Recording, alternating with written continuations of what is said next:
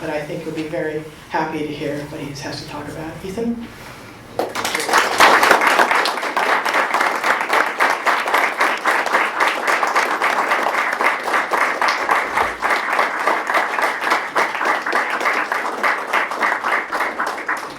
Thank you.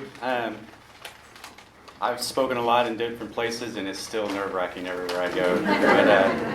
But it's not something that I'm really used to yet. I don't know how many people here have seen Collateral Murder that was released by WikiLeaks back in 2010.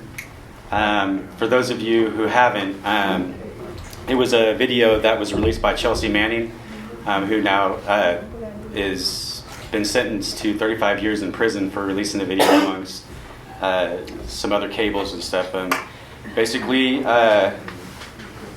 for doing what was right, Chelsea Manning now sits in prison in Fort Leavenworth for 35 years. And me personally, I think Chelsea Manning is a hero, someone who put their neck out there. And it doesn't matter what anybody else says. As far as the media and stuff, they like to take out and say, take out everything that Chelsea did and use her sexuality or something against her, and to damage her, what she did for what she did for us. And for that, I'm thankful.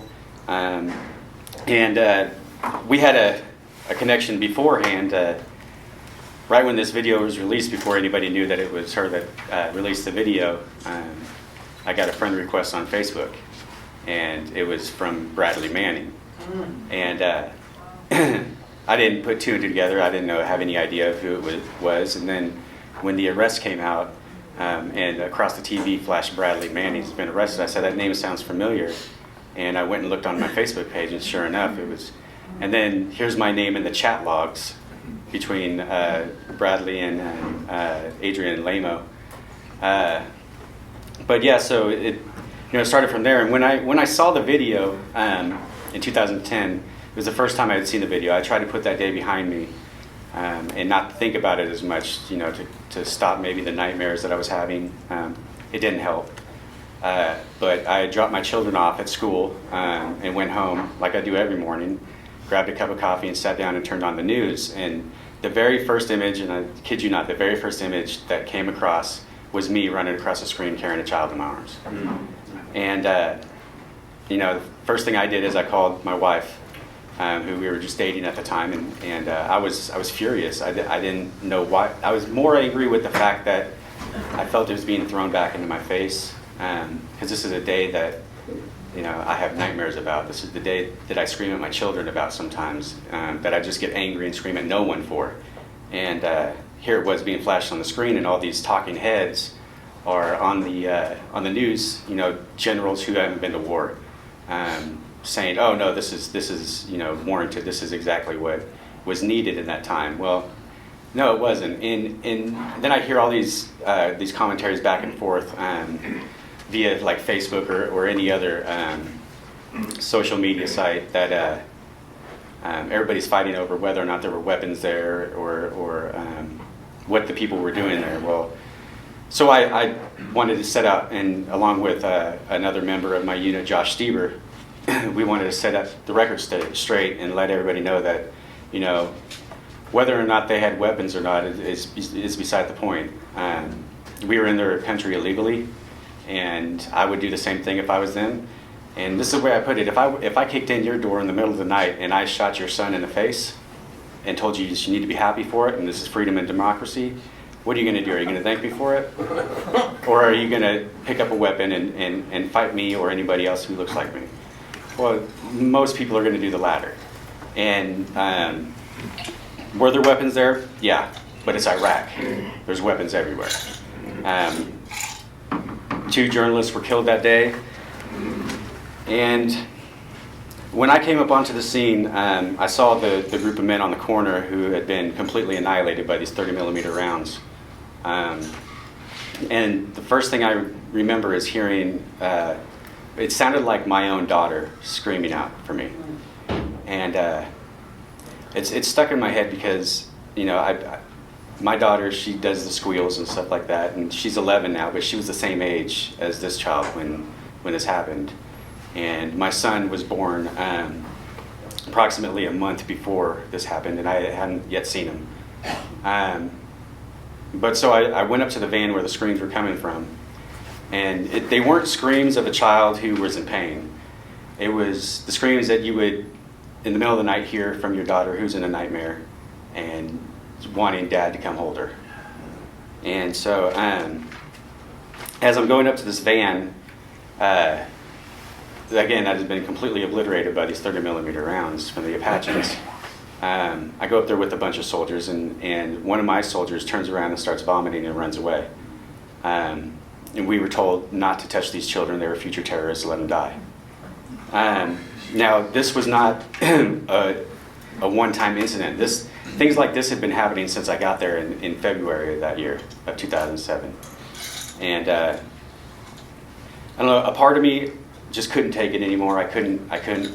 The training that we received in basic training was that the entire state was the enemy. Iraq, it didn't matter if you were a woman or child, you were the enemy. We were given orders for 360-degree rotational fire anytime we were hit by an IED, which was to kill every man, woman, child in the street anytime we were hit by an IED. And the whole idea behind this was to out-terrorize the terrorists, make the population more afraid of us than they were of the militia. And in a sense, it worked. And then in a sense, it didn't, because it created more people who were against us once we killed their grandmother who was just coming back from the store. But like I said, this incident wasn't a few bad apples who were straying from the system. This was a system that we're trained to. It's how we're supposed to act, as soldiers. We ran to cadences that talked about going to the market and killing everybody. When we were told that we were going to Iraq for the hearts and minds of the people of Iraq, our unit came up with 2 in the hearts, 1 in the mind. Shoot them twice in the head, once in the chest. And so that's what basically we were trained to be terrorists. And that's what we did when we got to Iraq, is we terrorized everyone. And so I'd been seeing this going on, and I was quite a bit older than most of the people in my unit. They were all around 20, 21, 22, 23, and here I am, 31 years old. I already had children. I already had a little bit of empathy in me. And as I'm watching this, for the most part, I was standing back because I didn't want to get shot by my own people for becoming a whistleblower or saying, hey, don't do this, this is wrong, because they treat you like crap when you do that. I watched it happen to Josh Stieber, who became a conscientious objector while we were over there. He refused to fire his weapon. They beat him up. They did what they called wall-to-wall counseling. And they made him do every crap job that they could find. And Josh Stieber did it with a smile on his face all day long, because he was not going to be a part of this. Well, so I came up to the van, and I looked inside, and what I saw was a 4-year-old girl who had a wound to the belly, and she had glass in her hair and in her eyes. And I remember her eyes looking at me, because they were ghostly white. They seemed to look right past me. I mean, she was covered in blood, and all I could really see were the white eyes. And they looked right past me, and my heart sank, and I knew that I had to do something. But next to her on the floorboard, with his head resting on the bench seat, was her brother, who was about 7 or 8 years old. And he had a wound to his head, and he looked like he wasn't breathing. The father, who I assumed was the father in the driver's seat, I assumed he was the father because of the way he was hunched over them, trying to protect them. And me being a father, I would have done the same thing. And that father saved his children for the most part. But there was no way that he had survived. Again, I was told not to mess with these children, and I refused orders, and I grabbed the little girl, and I took her to the house behind the van, where there was a man hiding in his kitchen from all the gunfire. And I asked him to get us a bucket of water, and I took the gloves off, and I washed the blood from her hair, washed the glass from her hair, took my gloves off, picked the glass from her eyes so that she could close them. And when there was nothing else I could do, that I made sure there was no exit wound or anything, just to make sure that she wasn't shot in the stomach, that it was shrapnel. So I handed her off to the medic, and the medic ran her to the Bradley vehicle that was waiting. I then went back outside. We were told to take pictures of the scene, and I walked up to the van, and I took one picture, which was the boy laying there and the father hunched over him. And when I was looking through the viewfinder of my camera, it looked like the boy took a breath. And I put the camera down and I looked, and just to make sure, and sure enough, he took like another labored breath. And so I started screaming out that the boy's alive, the boy's alive. And I grabbed him in my arms, and I started running as fast as I could to the Bradley, hoping that it wasn't leaving yet. While I was running with him, I kept telling him, and I was holding him like my own child, and telling him, don't die, I have you, everything's going to be okay. And he opened his eyes and he looked at me, and it was just for a split second, and his eye rolled back into the back of his head. And if you watch the video, you can see I stopped running and start walking, and it's because I thought he died in my arms right there. And that was a hard moment for me, because these were not the first children that my unit had shot. These were not the first children that I had seen dead. I watched a Bradley vehicle destroy a van full of children, and as the Iraqi police were pulling children parts out of the van, they were just looking at us like, what are you, animals? And here we are saying that the Iraqis were animals. And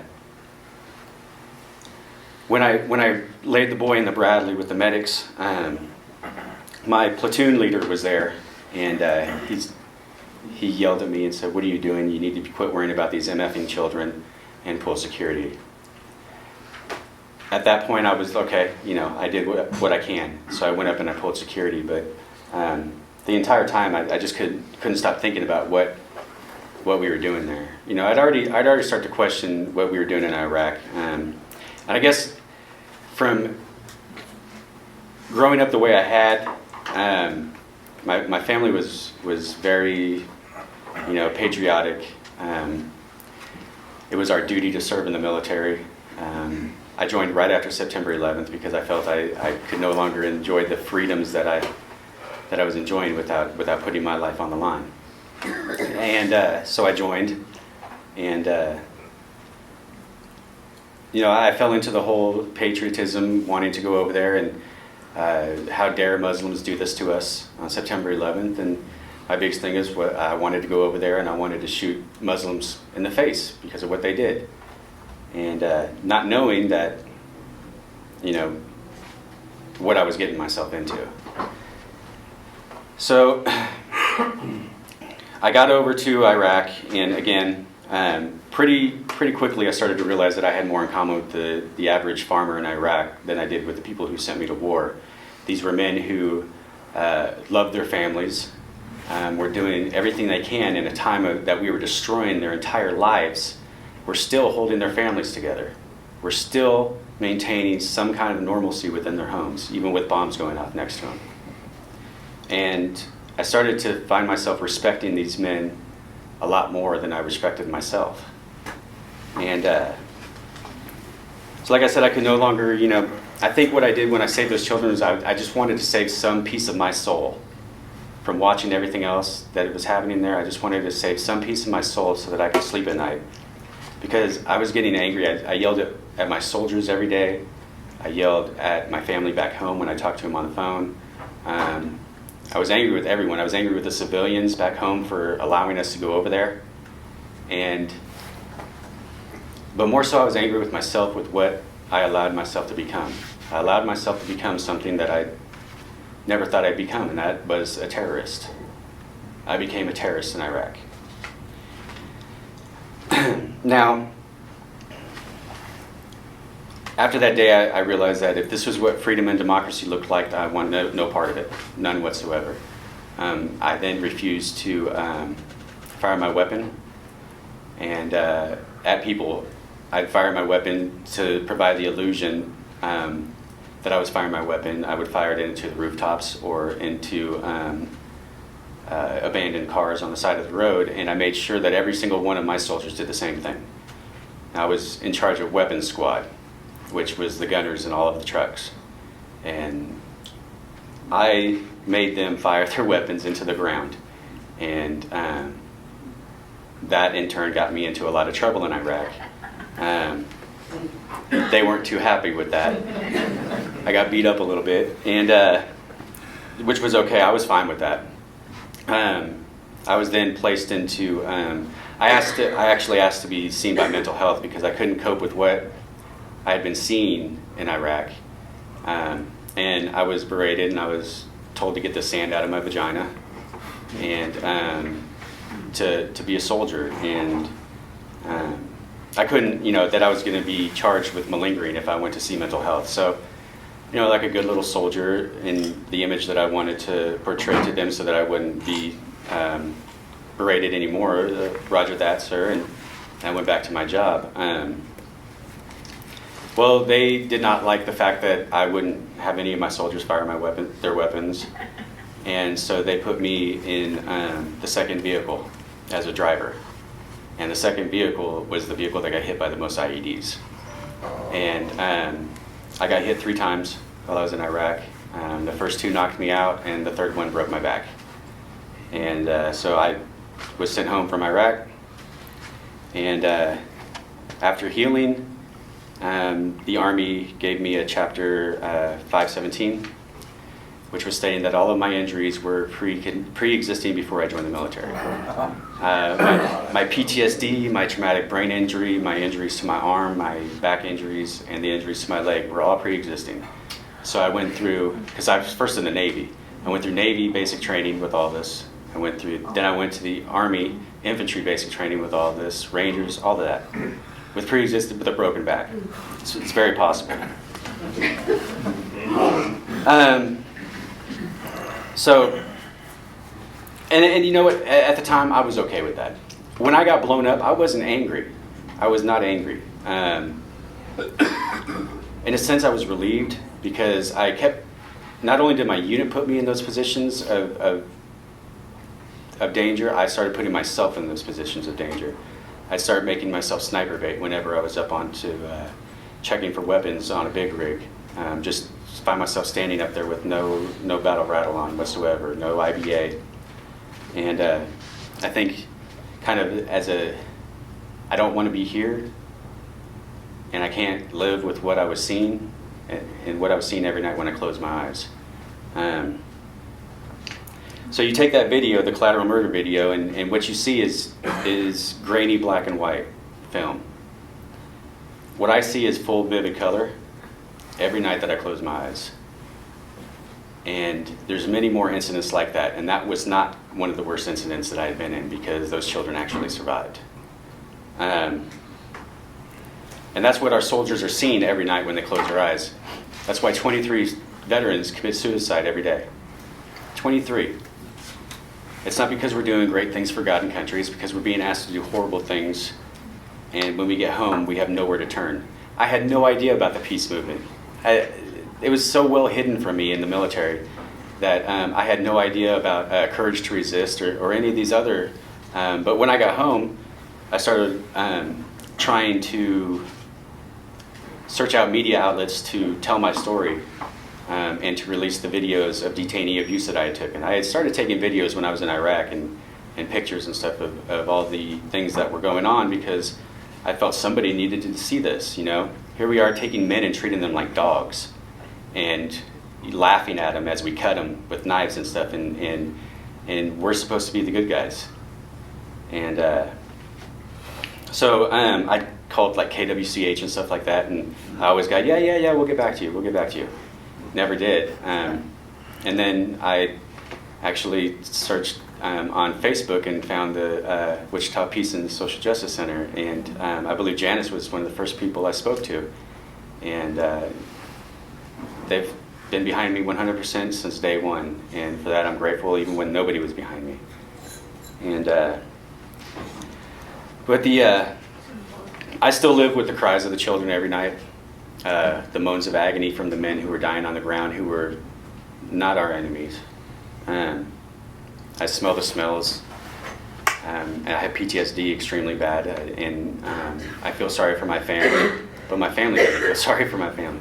It's weird because they stand behind me no matter what, and I have those times where I don't even know who I am, and I hide a lot from my family because I don't like accepting that they love the person that they see when I can't. And that's why I do what I do. I travel around the country and I speak to children in high schools.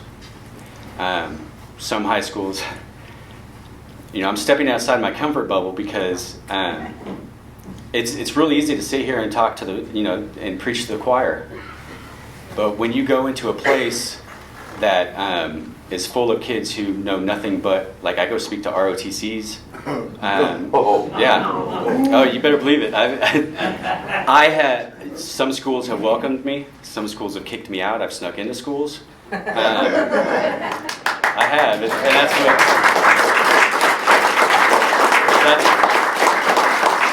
that's what we have to do, because what we're doing right now is we're not making any changes with the people who are in the military now, because they're already lost. They're already lost. They already have that hero hat on. It was even hard for me to take that hero hat off when I came home, because you're getting patted on the butt by preachers saying, hey, you're doing a great thing for God and country. And so you're sitting there going, really?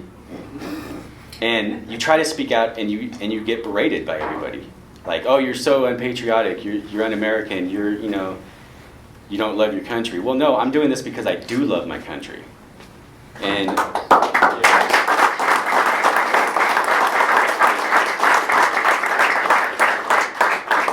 so I go into high schools, and last year I did 9 high schools in 4 days in LA.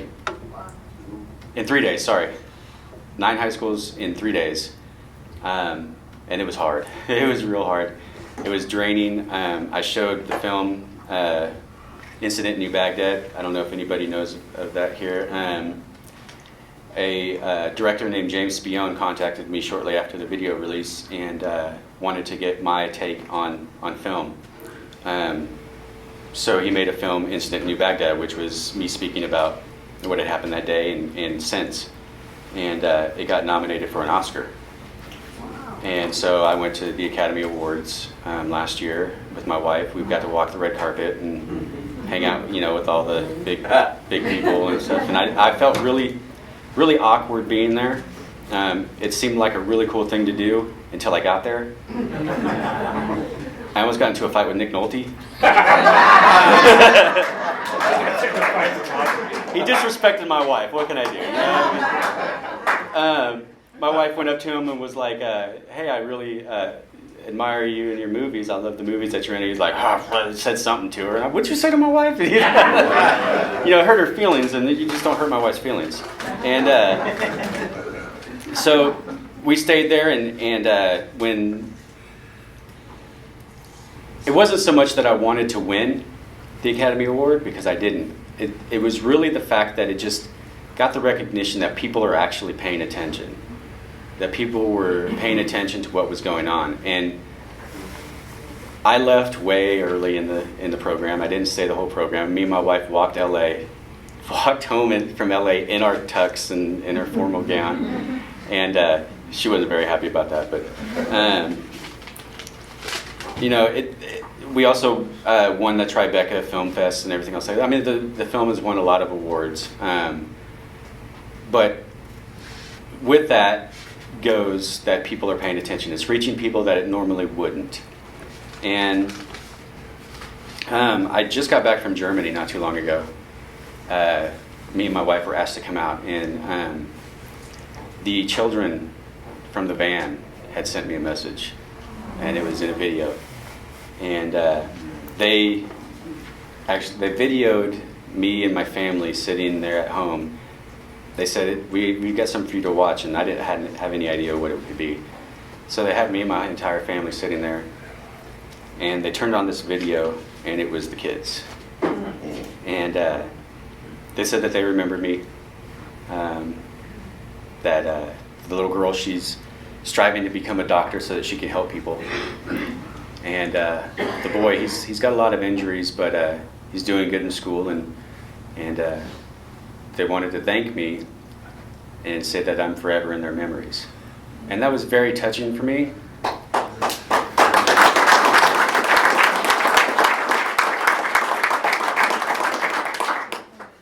But I think that it was very intimate for my family, because it's something that I speak about a lot within my family. When my kids complain about something, I'm like, you have no right to complain about, you don't have enough chocolate on your ice cream, because, which they never really understood and stuff. And they see me at my best and they see me at my worst. And my family's very understanding. My kids, they're very wise beyond their age. They know, well, when Dad's like that, it's not my dad, it's somebody else. And in a sense, they're right. But yeah, so that's why I go to high schools, is because that's how we're going to end this. That's how we're going to end the wars. You'd be surprised at how many kids are receptive to this, that really they had no idea about what the war was really like. And here's the thing is I've offered for recruiters to come and debate me in high schools. Debate me. They're like, oh yeah, we're going to debate you, all right. And then they never show up. So that's sometimes a good thing, because it can get pretty heated. But I have hundreds and hundreds of letters that students have sent me at home, who have since not joined the military, who were in a delayed entry program in the military, who since resigned from that, who have talked friends and family members out of joining the military. And each time I get one of those letters, it's amazing to me that just me, everyone says, what can one person do? Well, one person can do a hell of a lot. That's right. Because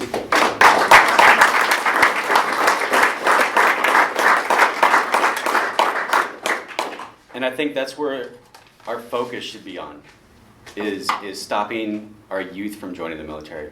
My daughter, my 17-year-old daughter, who I could not get into a Kansas high school by sneaking in, this is not going to happen, got me into Heights High last year. Got me into Heights High, and I spoke to, how many classes, Tammy? Like 4 or 5 classes. A couple hundred students about the military. And since then, 3 people who were in delayed entry programs or in ROTC quit and resigned. That's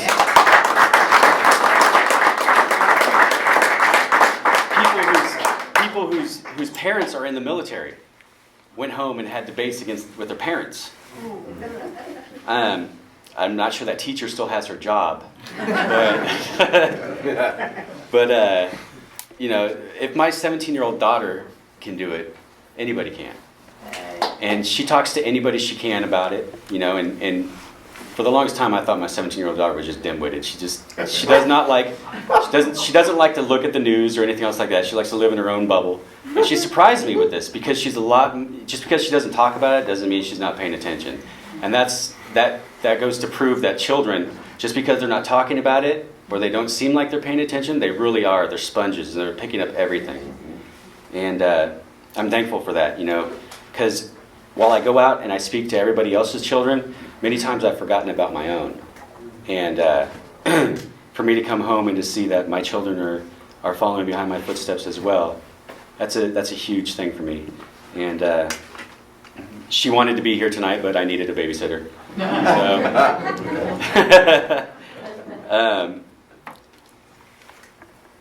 But yes, struggling for peace for me means a lot more than bumper stickers and bonfires and preaching to our own choir. It means getting out of our comfort zone. It means going to places that we normally wouldn't. It means going to schools like Cape and Mount Carmel and stuff like that, or going out front, not even necessarily being on the grounds, but being out front, because there's a recruiting office right across from Cape. And there's Starbucks, which all students are going to go to Starbucks, and there's the recruiting center right there. That's where we need to be. We need to be out there encouraging them not to join into these wars, because when this war started, my nephew is now in this war. And I tried everything I can to get him not to join. And here I am getting all these other kids not to join, and my family's joining up, and because I forget about my own family sometimes. And but one thing I found out, just like my kids, is he's been listening to me. And he actually got in trouble with his commanding officer because his commanding officer told him, "Don't worry, you'll get your chance to shoot people in the face." And he said, "I'm not shooting anybody, sir, unless they fire at me." And he said, "What did you say to me?" He said, "I'm not shooting anybody." And he got in trouble, but he said it's worth it. And also there were some soldiers in his unit who were dogging his uncle, who were saying bad things about me. And he turned around and to a sergeant, and he was a private at the time, and was like, "You're not going to talk about my uncle that way, you punk." But yeah, in order for us to strive for peace in a better way, is, I think, for us to just 100% go after the youth. I don't want to see anybody else living their lives the way that we do. I don't want to see anybody else take their lives. I actually, on my wife's birthday, attempted suicide. I put a gun in my mouth and was about to kill myself when my wife walked in. Right before I did that, because I have to live with what I see every day, and I refused to take the VA's drugs. They had me on 13 medications at one time, and it made me a zombie. And I think that I was more apt to killing then than I was without the medication. But I wrote a poem that I'll share with you guys right before I attempted suicide. It's called "That's When You'll Be." And it goes, "When your prayers for mercy seem to fall on deaf ears, when the agony is so intense you can no longer shed tears, when your face shows the age well beyond your own years, that's when you'll be. When sleep is the enemy, afraid of what you'll awaken to be, when just leaving your home seems to be a harrowing feat, when images of dead innocence seem all that you see, that's when you'll be. When the lies you once believed now poison any chance of a new start, when the anger is so unbearable it feels like your mind's being ripped apart, when knowing your family fears you and choose to closely guard their hearts, that's when you'll be. When your only chance at survival rely on people with blank stares, when the prescriptions to help you sleep at night only increase your nightmares, when it seems you're all you have and even you've lost all self-care, that's when you'll be. When your shaking voice makes words not quite come out, when you reach for your handgun from every odd noise in your house, to when that handgun becomes your prescription, then you place it in your mouth, that's when you'll be like me. Thank you.